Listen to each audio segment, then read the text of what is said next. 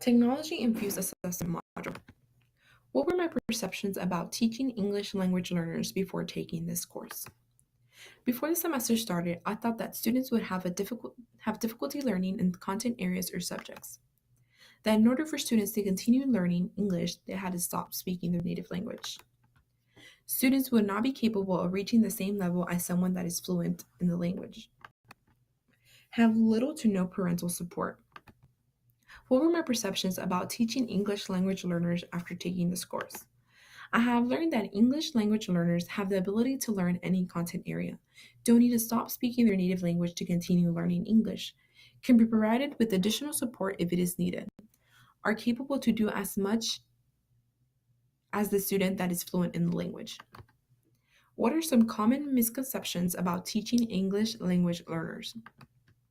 Number one, parents should only talk or read to the students in the language they are learning. False. ELLs should respect and speak the language their parents are more comfortable speaking. Number two, English language learners need to drop their L1 in order to learn English. ELL students should not drop their L1. Language acquisition in L1 makes it easier for English language learners to learn L2. Number three, there is not an effective way to teach ELL students.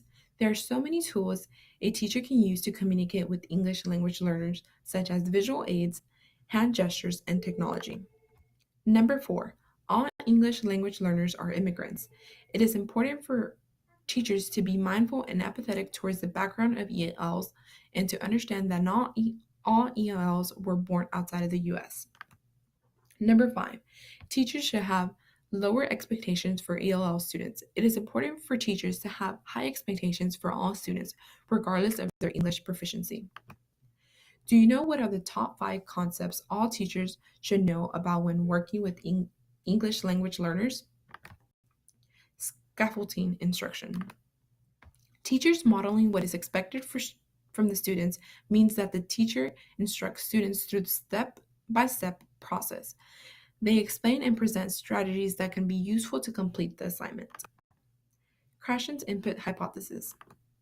Teachers need to provide comprehensible input to students, just one level above the student's current comprehension level.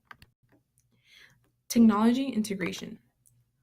Technology is capable of motivating students and enhance students' learning.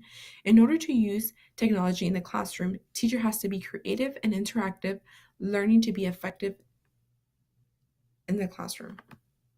Collaborative learning.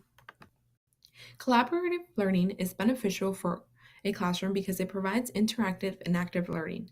It helps students to learn self-management and it helps the teacher with classroom management. Threshold hypothesis.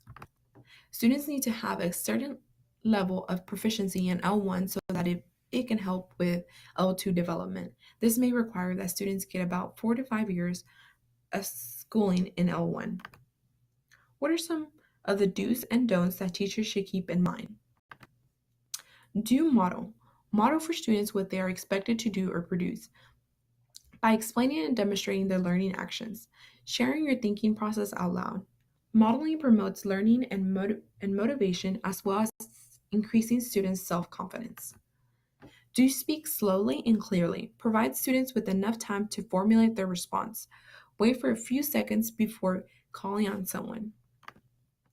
Do use visuals. Use sketches, gestures, and other nonverbal cues. Teach with visual representations can help ELLs. Do give verbal and written instruction. This practice can help all learners, especially ELLs. It is far easier for a teacher to point to the board in response to the repeated questions. Do regularly check. Check that students are understanding the lesson. Students become increasingly aware of monitoring their own understanding. Don't just tell. Don't just tell students what to do and expect them to do it.